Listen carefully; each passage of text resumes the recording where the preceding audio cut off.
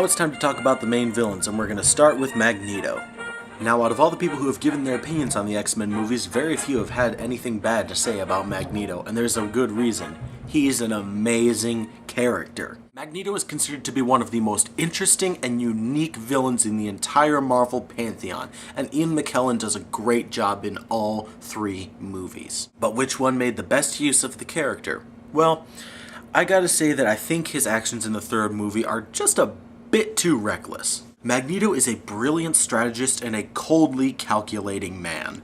He knows full well how dangerous Jean Grey is when she's under the influence of the Phoenix personality. But he hinges his entire plan on being able to control her, which I think Magneto should have been smart enough to avoid. I also don't think that his plan in the first movie was particularly congruous with his character.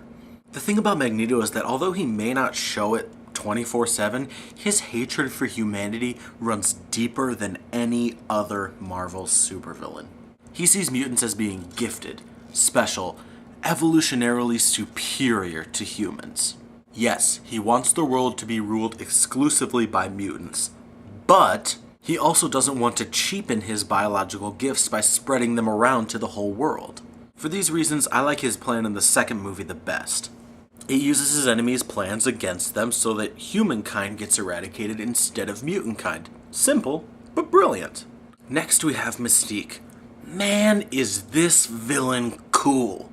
She has just as much hatred for humanity as Magneto does, but where Magneto's hatred is calm and collected, Mystique's is savage and vicious.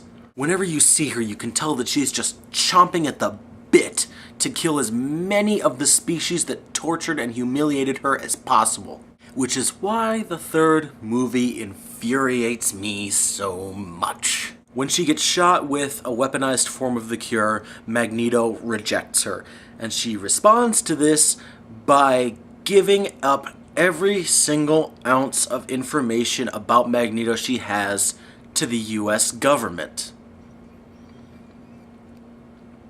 Fail! Fail, fail, fail, fail, fail!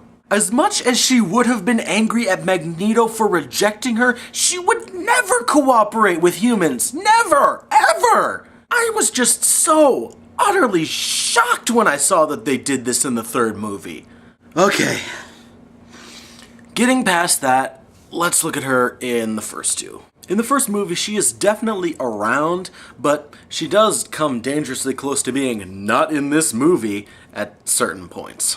The thing I like about the second movie is that we get to see both her and Magneto when they're not being outright villains. We see a little bit of them in their downtime, which gives us a better look at them and their personalities. And of course, how the two interact with each other. For these reasons, the second movie really is the best. Oh yeah, also, I may as well mention William Stryker, who serves as the main antagonist in the second movie. He's not too bad, and presents Wolverine with a pretty interesting dilemma throughout the movie, which gives him a lot of value in terms of the second movie's plot and the overall Wolverine journey that I love so much. He makes a decent addition to the villains gallery, so I felt like he was worth mentioning here too. So next time we'll be taking a look at the supporting villains. See you then.